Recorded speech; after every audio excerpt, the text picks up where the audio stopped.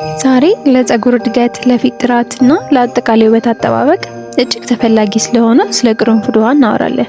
በዚህ ቪዲዮ ውስጥ ማንም ያልነገራችሁን 15 አስደናቂ የቅርንፉድ ውሃ ጥቅሞችና አዘገጃጀቱን ከጥንቃቄ ጋር ጭምር እስከ መጨረሻ ቪዲዮ ላይ በዝርዝር እናያለን። የውበት አጠባበቆን የሚቀይር መረጃ ስለሆነ እስከ መጨረሻው አብራችን ቆዩን እያለን እንጀምር። በመጀመሪያ ግን የቅርንፉድ ውሃ ማለት በውስጡ የያዛቸው ጸረ ኦክሲዳንት እና ጸረ ባክቴሪያ ንጥረ ነገሮች ምክንያት ለፀጉርና ለቆዳ ውበት እጅግ በጣም ጠቃሚ ነው። አንደኛ፣ ፀጉርን በፍጥነት ለማሳደግ ቅርንፉድ በጭንቅላት ውስጥ ያለውን የደም ዝውውር በማነቃቃት የፀጉር እድገትን ይጨምርልናል። ሁለተኛ፣ የፀጉር መነቃቀልን ለመቀነስ የፀጉር ስርን በማጠንከር ፀጉር በቀላሉ እንዳይነቀል ያደርጋል።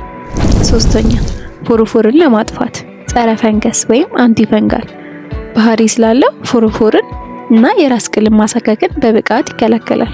አራተኛ፣ ለፀጉር አንጸባራቂነት የቅርንፉድን ውሃ እንደ መለቅለቂያ መጠቀም ፀጉር ልዩ ብሩህነትና ልስላሴ እንዲኖረው ያደርጋል። አምስተኛ፣ የራስ ቅል ጤናን ለመጠበቅ በራስ ቅል ላይ የሚፈጠሩ ባክቴሪያዎችና ኢንፌክሽኖችን ያጠፋል። ስድስተኛ፣ ሽበትን ለመከላከል በውስጡ ባለው ከፍተኛ ጸረ ኦክሲዳንት ምክንያት ያለ እድሜ የሚመጣን ሽበት ይከላከልልናል። ሰባተኛ፣ የፀጉር ስርን ለማጽዳት በፀጉር ስር የሚከማቹ ቅባቶችና ቆሻሻዎች በጥልቀት ያጸዳልናል።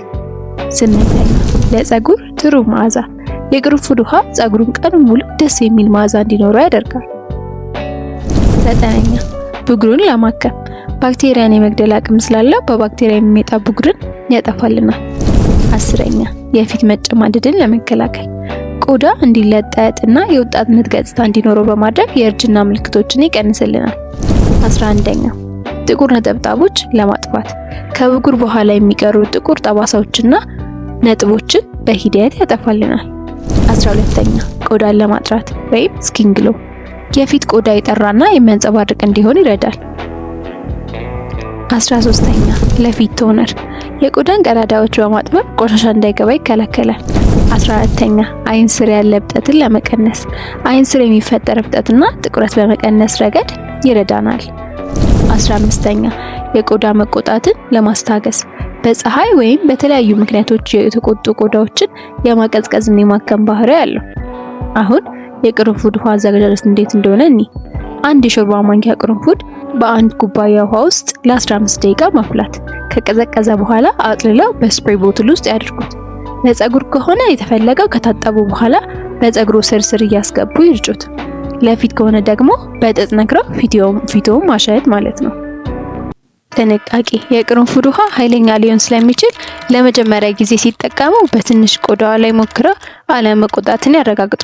በተለይ ኤዳ ካለዎት ከውሃ ጋር አግጥነው መጠቀም ይመከራል። አብራችሁን ስለቆያችሁ በእጅጉ አመሰግናለሁ። በቀጣይ ስለምን ልስራላችሁ ሀሳባችሁን ኮሜንት ላይ ጻፉልን። እናመሰግናለን።